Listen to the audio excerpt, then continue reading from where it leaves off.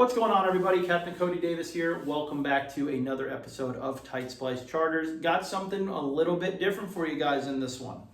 Again, kind of give you a little bit of the backstory here. Was running a 2-boat trip for really a week, 4 or 5 days, something like that. I can't remember all my days of running together, but running 2-boat trips with my good buddy Tom Mann Jr., who's in my opinion probably the top guide out here on Lake Okeechobee. Been doing it a long time.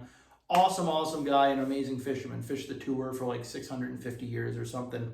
Awesome guy, good buddy of mine. Asked me to help him out with some of his really repeat clients. These guys have been, this group of gentlemen have been coming down and fishing with Tom for quite a few years now, I believe. And they asked me, he asked me to help him out, which I was more than happy to do. And we had these guys, like I said, for 4 or 5 days. And the first couple days we fished out here on Lake Okeechobee, like they always do and wanted to do. And we caught some fish. It was tough in the grand scheme of things, but we did end up catching some fish. But like I said, these guys have fished with Tom for a long time. They're very open to just go with the flow and do anything that we recommend. And Tom thought it would be a good idea to take these guys down to the Florida Everglades to fish for a day and give that a shot. One, because they had never been down there. And two, they had never caught any exotics like the Oscars or the main thing, the Peacock bass. Conditions lined up perfect for that. And this time of year, the Everglades system in this particular quadrant where we were fishing in this video can be absolute fire. It can be some of the coolest, funnest fishing days you've ever experienced for a few reasons that turn this on. If you can imagine, the Florida Everglades, vast marshes, and when the water gets real low, all of the fish, the water, the life out there kind of gets confined to these small canals and ditches out there. And it's like shooting fish in a barrel, and that's kind of what's going on now. Now, keep in mind, the Everglades, in my opinion, is either all the way on 100%, wide open, or a dead zone. There's really no in between where you could go out and, grind out a few nice fish like on Lake Okeechobee. It's either on or off. So you got to pick your days accordingly. Obviously, me and Tom both know a lot of guys who specialize in fishing in the Glades. Been seeing a lot of content get posted, knew a lot of things were kind of going on down there. And Tom made a phone call to one of his good buddies. I believe we all know the same people, but I believe it was our buddy Thaddeus Reagan who kind of gave him the juice.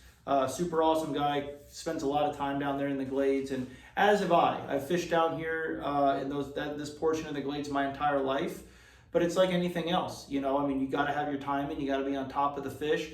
And, there's a select few guys that have been down there. So it was super cool for him to basically say, go right here and do this, and you're going to have a ton of fun. Your guys are going to be super happy. And Thaddeus was not wrong whatsoever. We ended up fishing down there the last 2 days. These guys had so much fun the first day, they wanted to go back and do it. The last day of their trip. And I don't know how many fish we caught. I think the first day we were down there between the three of us, and I barely even picked up a rod. We probably caught 80 peacocks, or 80 fish between largemouth and peacocks. And the day you're going to see here in this footage, 40 or something, all on topwater plugs for the most part, super light tackle, just super fun fishing.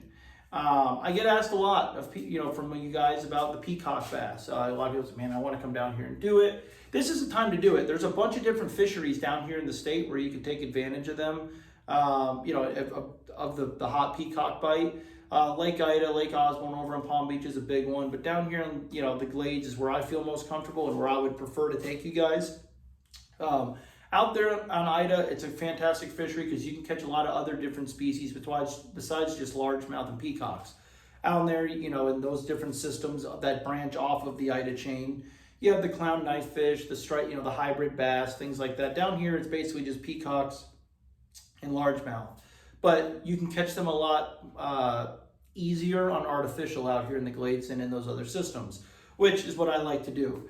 And we just had a ball down there. And it's really going to stay consistent down there, I would believe, all the way through the summer. That's the thing. When Lake Okeechobee does start to get a little bit slow, even though I love fishing in the summertime, you guys know that.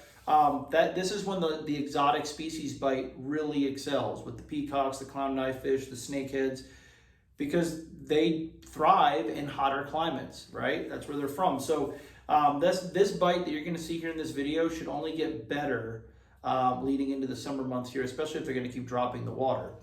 But yeah, I mean, this is far from my best video work, okay? This is what I mean when I say I don't like filming with clients. Granted, these two gentlemen I spent 5 days with were just awesome. Jake, Scott, if you guys are watching this, it was honestly just a pleasure to share a boat with you guys. Usually, you know, what's the quote? The fish were few, but the laughs were many. The laughs were very many, and the fish were even manier, making up words there. It was just a great time with these guys. You know, obviously, thank you to Tommy and Junior, my good buddy, for letting me help them out with these guys. And, you know, like I said, shout out to Thaddeus Reagan for kind of giving us the juice again. It was just an awesome time. The Lake Okeechobee was fishing okay, and we had a ball out there, but they just really, really liked the whole topwater peacock bass fishing. But like I said, this was far, I kind of got sidetracked. This is far from my best video work. Like I said, this is why I really don't like filming with clients. It's a lot going on. Yes, these guys were the coolest dudes ever to hang out with, but at the end of the day, I still have a job to do. You know, I want to unhook fish. I got to put you on fish, control the boat.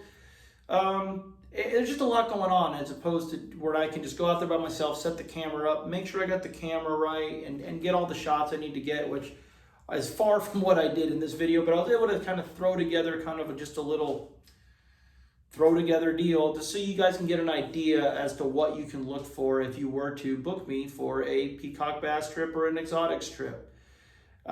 Super fun deal, and it's all on light tackle. That's the cool thing. You know, when you come out here to Lake Okeechobee, what are you fishing? You always hear me say 65-pound braid, a big 7.6 or 7.11 heavy action rod. You know, that's what you need to do to land these fish. In these canal systems, you can play them and fish super light tackle, which is what we did, and I'll kind of show you guys what we were using. So basically, just any 7-foot. This is the Arc Invoker, you know, spinning rod.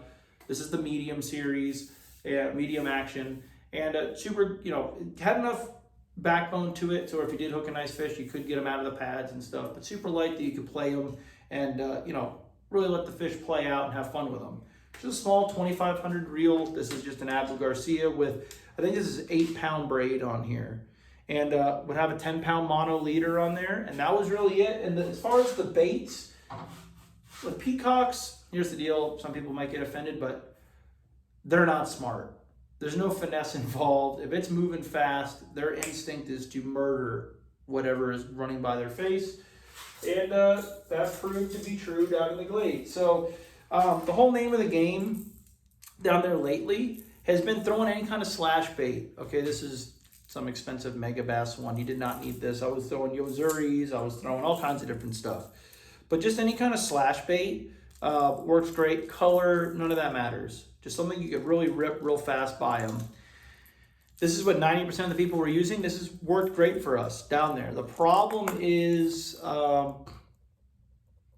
Oscars. Now, that might not sound weird to you guys. A lot of you might not know what that is. They're an exotic fish. It's basically like a South American bluegill. Super aggressive. But, I mean, they're just a pain. They're fun the first 20 you catch, right? They have small mouths, so like, of course, they grab this jerk bait and they get the whole treb in their mouth. They're a pain to unhook. They are famous for getting hooks in your hand, which, wait till you see the video, may have happened a time or 3 over the course of 2 days, but they're just a pain. So not that those slash baits aren't super effective, but in the area we were fishing, the Oscars were really getting to us when we wanted to skip the Oscars and get the peacocks and the largemouths. So I put on just a topwater prop bait. Again, it doesn't matter. I've got the badass custom Devil's Horse here that looks all fancy. You can see the paint's just chewed off of it. But the star was this little Yozuri prop bait. This thing was just getting smoked. You could see the hooks are broken off of them, straightened, dulled. And it's all visual. You know, the water's super clear down there. You could see the fish roaming around. You could see them coming to get the bait. I really wish I could have spent more time getting badass topwater eats and blow-ups and stuff on film for you guys, but it just didn't really happen. Like I said, it was tough for me, you know, doing my real job guiding and trying to put a video together. But I think you guys can kind of get an idea as to what the fishery's like down there. Super fun. Florida's just an awesome place, and really from right now, April through July, is when you can take advantage of everything. If you want to come down here to fish Lake Okeechobee in its prime, yes, what do they say? January through April is the juice. That's the time to be here. But if you want to come down and just have an awesome Florida fishing experience, come now. Now over the next couple months, you can, like I said, you can do the exotic thing. You can peacock fish, snakehead fish. You can go inshore fishing and catch snook, tarpon, and jacks all you want. You can run offshore, do some big snapper fishing offshore. Go fish you can do everything. Everything South Florida has to offer is going to show off from now through the summertime. And yes, the weather is hot, but the fishing can be great. And I'm going to try and showcase to you guys a lot of different fisheries you can come take advantage of in this, general area over the next couple months. It's going to start getting into my quote slow time, and I'll have a lot more time to go fishing for myself and showcase to you guys different fisheries. So you can be on the lookout for that. Tried to branch out by doing that with this video, so hope you guys like it. Like I said, not far from my best work, but it'll do for now. That's it. Still rolling. The next video you're going to watch, I think me and the wife are actually going to fish a tournament here in the next couple days.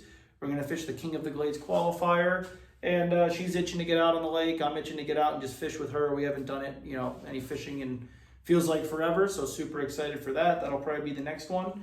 And after that, I don't know. It might be tarpon fishing in the Keys. It might be flipping, hopefully, we're flipping the big jig out here on Lake Okeechobee, or we're throwing that frog, because that bite is about to pop off. The water level is dropping so fast on this lake. I heard rumors today they're going to drop it down to 9 foot, which is super sketchy, and I know a lot of you guys are going to be pissed about that. I would not, nothing would make me happier than that lake to be bone dry, for our grass to come back, and if you know the lake, you can have it all to yourself, and we can smash them, so hopefully I'll have some videos from that. Sorry to ramble so long. Super light tackle, top water explosions, happy customers coming to you now.